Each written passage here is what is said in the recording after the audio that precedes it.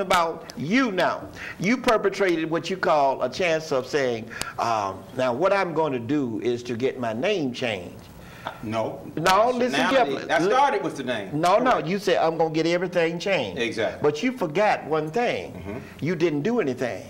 You left what you call paper trail miles back. And what we're looking at is who you are back then up until now. Let me show you something. I go to General Motors and buy a Cadillac, and I might see her go down the street. She got this brand new Ford. I said, man, I like that grill. I go get the grill and put it on the Cadillac. Black son come by later on with a Chrysler. I said, now, you know, I really like that Chrysler. I like the tail lights. I'm going to put the tail lights on my Cadillac. I'm adding all of these changes. But in reality, sir, who are you? You still that same nigga. Wait a minute now.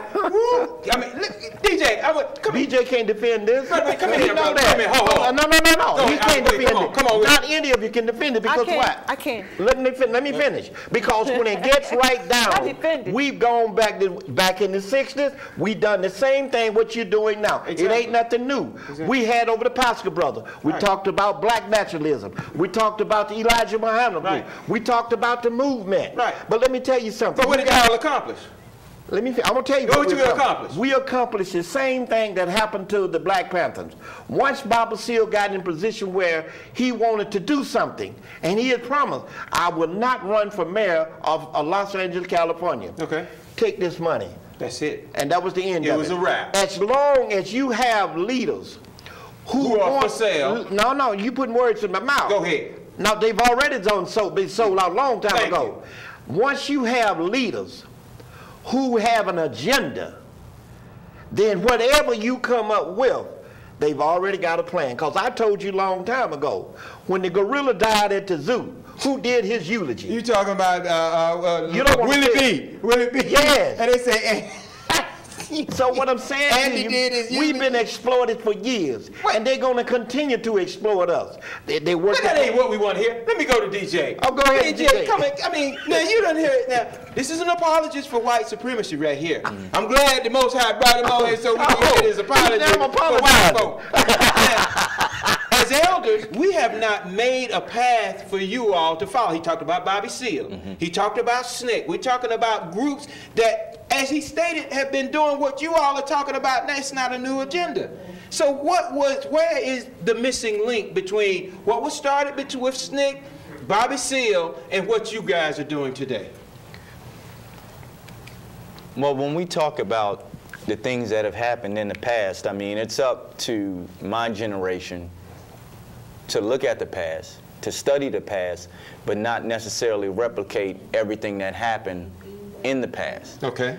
When I look at the past, I see some good things that we did, and in the past, I'm speaking in terms of the 60s.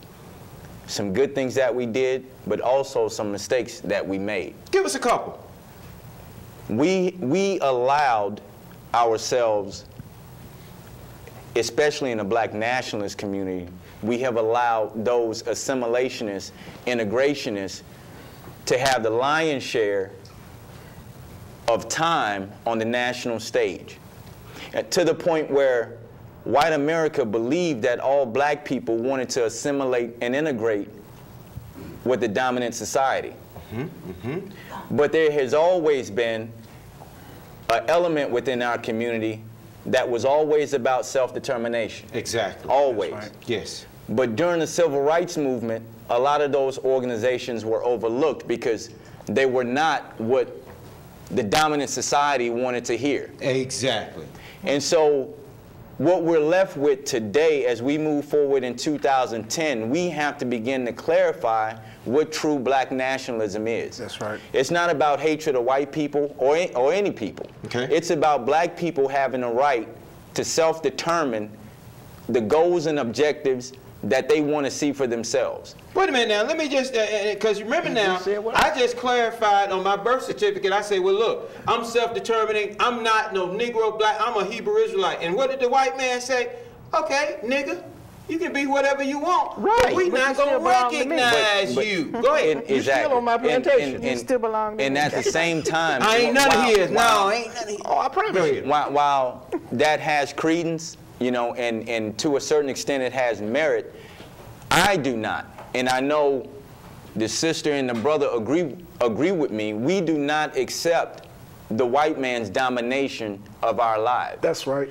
Just because he in his mind and in his system has established something as law, we do not, as a people, as a nation, have to go along with it. Thank you. We do not. You know, you can choose to, or you can decide to do something else. Now, of course, there may be some consequences and repercussions behind those actions. Right. But if you look at the history and you study it, then you determine what you want to do. Okay. You know, black nationalism is not for all black people. Thank you. That's right. And at the end of the day, only a certain type of individual is really prepared to do the hardcore black work that's needed in our communities. You know, and anytime money comes into play, as it did during the civil rights era, like the brother mentioned, and you have black people that have been used to any amount of wealth in this system, That's right. then they all can be bought and sold at some point. Okay. But at the end of the day, we have a new generation of black leaders on the black nationalist scene. We do. And we have learned from the past. Okay. We know the games that COINTELPRO played in our communities. Okay. You know, we've studied the history. You know, and we, in my eyes, are prepared to make the needed changes in our community. Woo! Boy, I feel the spirit. Let's go to the phone. 770-559-2999. Hero Yashara. Welcome, beloved. What's your name? Comment. Ouch. Caller, come on in. Talk to us. Caller, are you there? Speak to us, caller.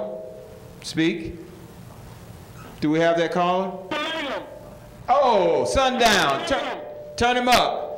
We barely hear you. Go ahead, and we're getting a little feedback.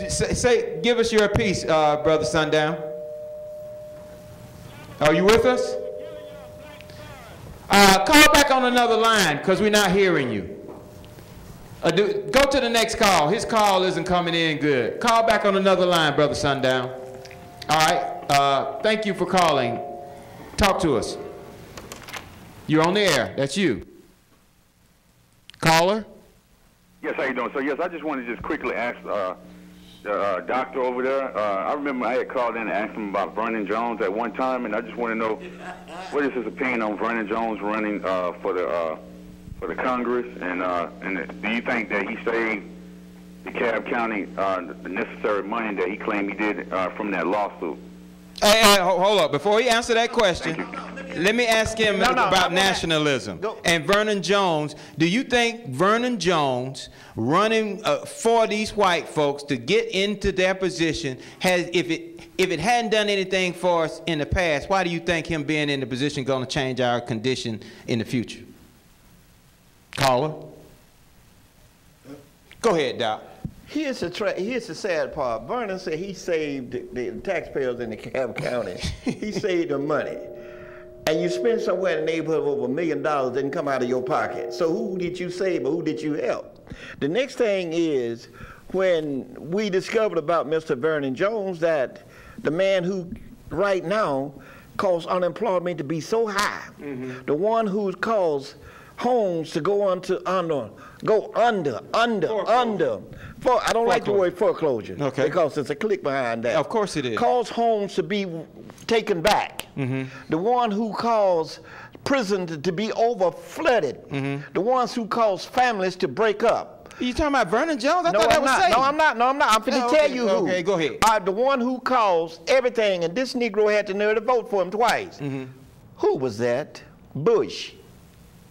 Yes, sir, Mr. Vernon did. He did it twice. Now, you're going to come back and ask me, what did he save? He saved nobody nothing. Exactly. So the thing of it is, I'll tell you, I wouldn't vote for him if you paid me. Let's go back to the phone, 770-559-2999. Do we have that next caller?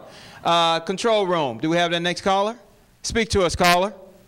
It's on you. Speak to us. That's you, caller. Talk to us. Again. Yes. I got to ask you, what was the question you wanted to ask me, man? Well, when we were talking about Vernon Jones, and I think Doc kind of made it clear, if his position, you need to listen. I'm talking to you now. Listen through your television.